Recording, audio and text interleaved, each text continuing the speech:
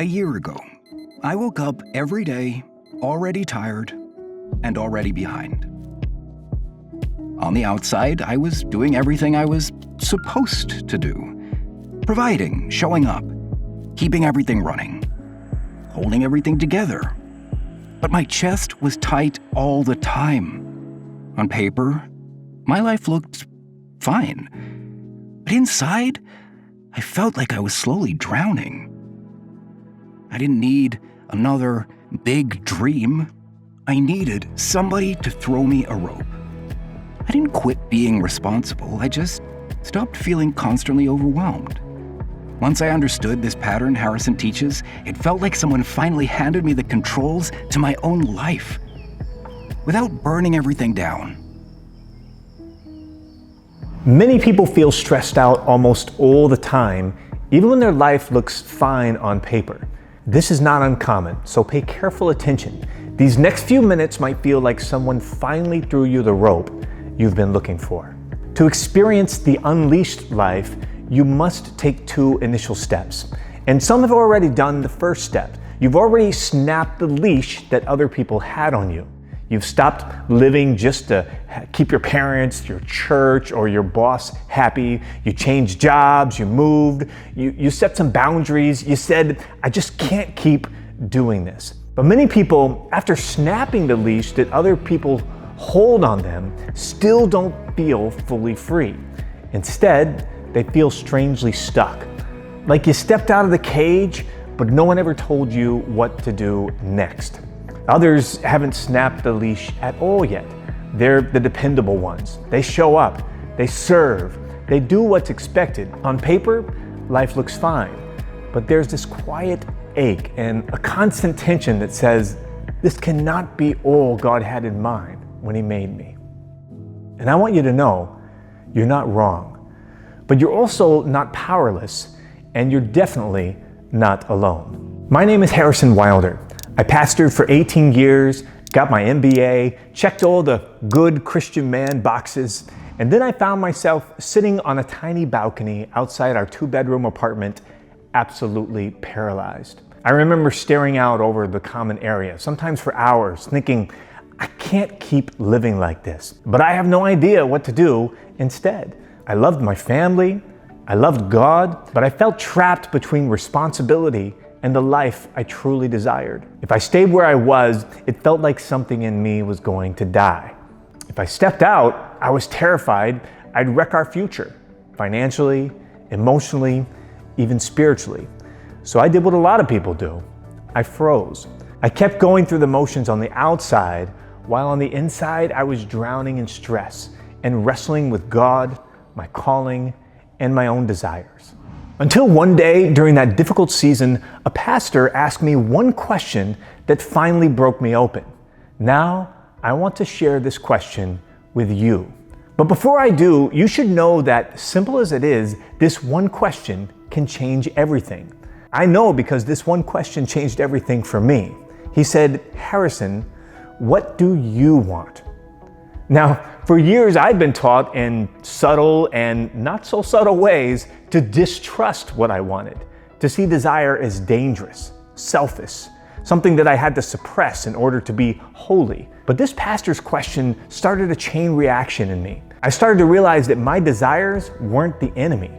In fact, you don't fix chronic stress just by white-knuckling harder. You fix it by finally lining your life up with the one who made you instead of everybody else's expectations. What if some of the deepest desires in you are actually signals, invitations from the one who made you, showing you who you are and what you're here to do?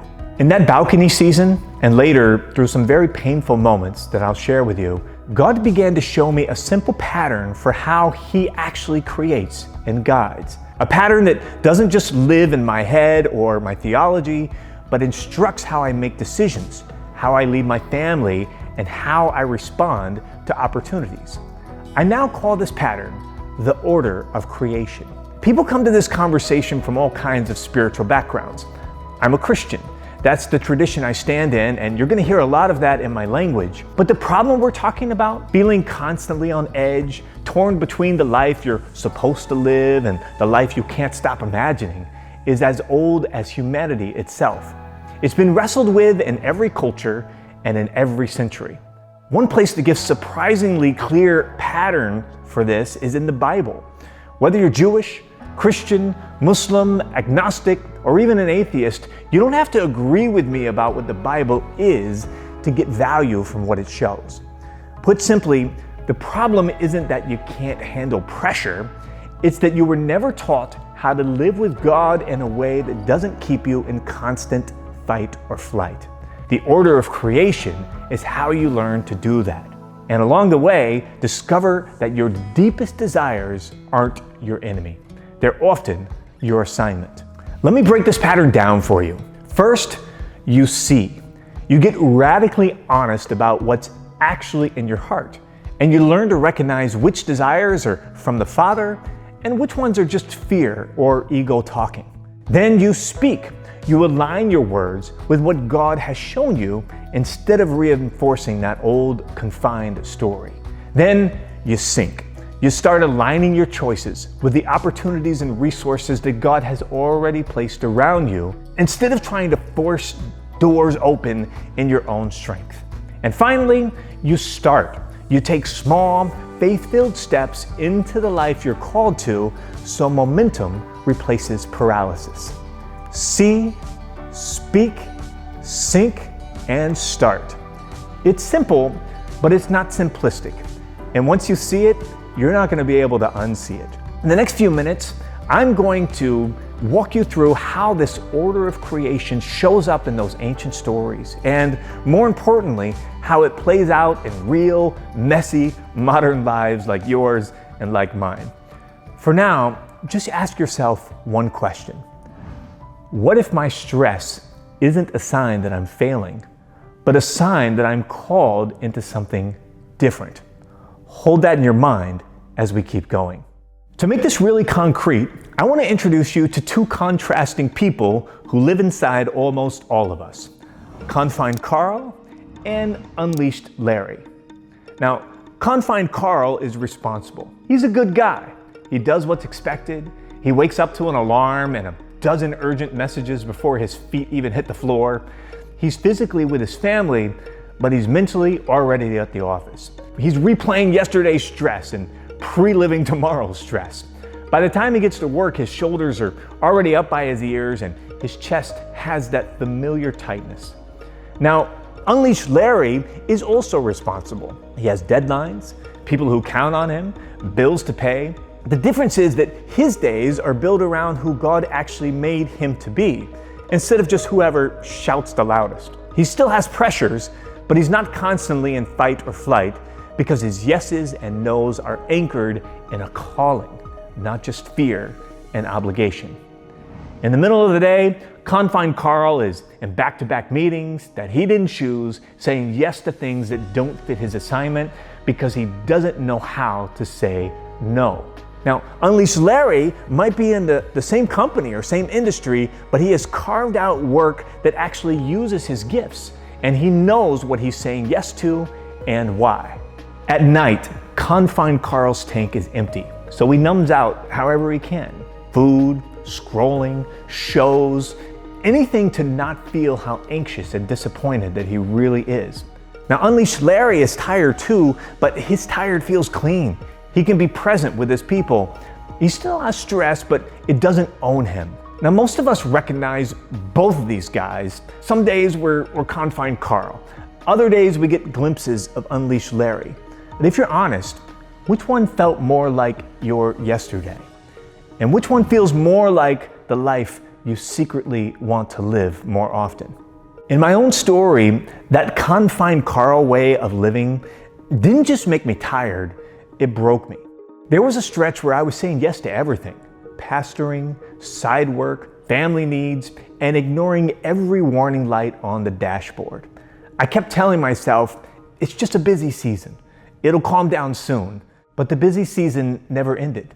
Eventually, my body and my emotions decided that they were done cooperating. I hit a wall. I found myself in a place where the conversation shifted from how much can I accomplish to, am I even okay. Now, I'm not sharing the details to be dramatic. I just want you to know this isn't theory for me. I know what it's like to have stress push you right to the edge. In that season, something shifted. Not overnight, not in a single prayer, but slowly, God started turning the lights on. I began to see that the real problem wasn't just my schedule, it was the story underneath my schedule. The story that said, your desires are dangerous. Your job is just to make everyone else happy. Or if you ever slow down or say no, you're being selfish or unfaithful. Put really simply, the problem wasn't that I couldn't handle pressure. The problem was that I had never learned how to desire and decide with God. I was running a life He hadn't actually asked me to live. The miracle for me wasn't a lightning bolt from the sky. It was God patiently teaching me a different way to live. A way of seeing, speaking, thinking, and starting with Him instead of working against myself. The first step is to see. For a lot of us, stress is made worse because we won't even admit what's really going on or what we actually even want. See means getting radically honest about what's in your heart and where the stress is really coming from, and letting God sort which desires are from Him and which are just fear talking. The second step is speak, because every day you're already preaching a sermon to yourself about your life. If your internal script says, I'm stuck, or this is just my life now, God probably wants me to suck it up, well, your nervous system believes you. Your body lives in that story. But when you begin to speak differently, and I'm not talking about fake positivity, but grounded, faith-filled truth, your body and your brain start to calm down. You start to believe that change is actually possible. In the Life Unleashed process, we spend serious time on see and speak, because if we don't shift what you're seeing and saying, there's no amount of time management hacks that will ever touch your stress. Once you start seeing and speaking differently, the next question is, now what? Well, that's where sync comes in. God has already arranged people, resources, and opportunities around you. Sync is about learning to spot what's already in motion instead of forcing what isn't. In my own life, when I started paying attention, I realized there were invitations all around me. Conversations, ideas, confirmations that matched the desires God was already waking up in me. And then there's start. Now, this is where most people either leap off a cliff or never make a move at all. Start is not about burning your life down. It's about small, faith-filled steps you can test. One honest conversation, one boundary, one tiny experiment that moves you toward alignment and away from constant panic. When I began to take those kinds of steps, the stress didn't vanish overnight, but it changed. It became the good kind of stress, the kind that it comes with growth, not from living a life that doesn't fit. Most people either never see, never speak, or they see and speak, but they don't know how to sync and start in a way that fits their actual life. And that's exactly why I built the Life Unleashed experience. If you've been feeling like Confined Carl, stretched thin, stuck in a story that doesn't feel like it was written for you, this is where things can start to shift. This experience is rooted in ancient principles pulled from the Bible. Things that have been right in front of me for almost 2 decades of pastoring, but I finally put them together for you in one single system. In a moment, I'm going to show you how the Life Unleashed experience walks you through the pattern, see, speak, think, and start step by step with tools and support, so you're not trying to figure this out in your head at 2 o'clock in the morning. We call it the Life Unleashed experience. It's a guided, Christ-rooted journey that helps you walk the order of creation in your actual life. So your stress starts to come down, your decisions get clearer, and your days begin to feel like they actually belong to you. Phase 1 is wake up and decide. We help you shake off emotional anesthesia and name what's really going on and what you truly want with God, not apart from Him. And then phase 2 is unleashing the mind. We walk through 7 key belief shifts. Things like, I am special. There is no such thing as safe. And everything I need is already available to me. So your inner script stops pouring gasoline on all that stress. And then phase 3 is walking the order of creation. This is where we give you the practical tools, journaling prompts, language templates, decision filters, sync questions, so you can see, speak, sync, and start in the specifics of your work, your family, and your calling. In your first 7 days inside this experience, you won't magically fix your whole life, but you will have named your top God-given desires, identified at least one confined Carl belief that you're going to retire, and taken your first small step towards starting, so you feel real momentum, not just inspiration. I went from waking up with a knot in my stomach every day to actually looking forward to my week. For the first time, I stopped apologizing for how God wired me and started building my days around it. This didn't make my responsibilities go away, but it did give me a way to breathe again and to make changes without blowing up my family. We've seen burned out professionals realign their work, stay-at-home parents reclaim identity and joy, and ministry leaders move from over-serving to obeying specific assignments. When you join, you're going to get the full Life Unleashed curriculum, a toolkit of worksheets and language patterns, and a community of people who are all walking the same path. Now, I've priced this to be accessible, and it comes with this simple guarantee. If you show up, do the work, and you don't feel more clarity and less constant pressure, then I don't want your money. Just send us a message within the guarantee window, and we'll make it right. If you're still watching, there's probably a part of you that knows this is for you, and another part that's already talking you out of it. Maybe you're thinking, I'm already so busy, I don't have time for one more thing. And I get that.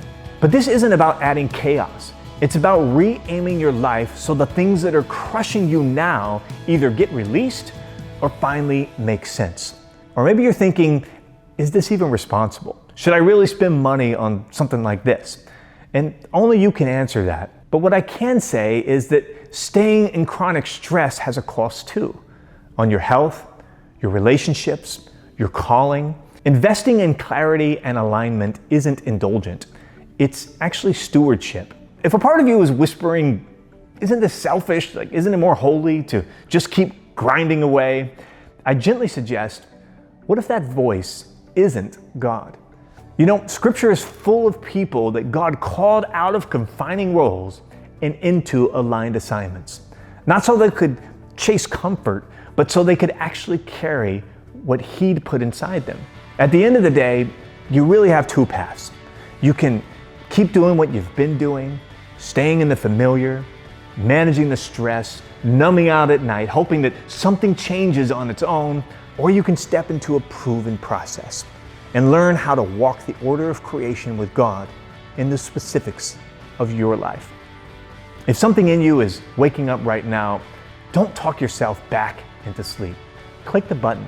Join us in the Life Unleashed experience, and let's walk this out together with honor, with courage, and with the God who planted those desires in you in the first place. You don't have to drown in stress. You don't have to do this alone. Take the first step, and I'll see you inside.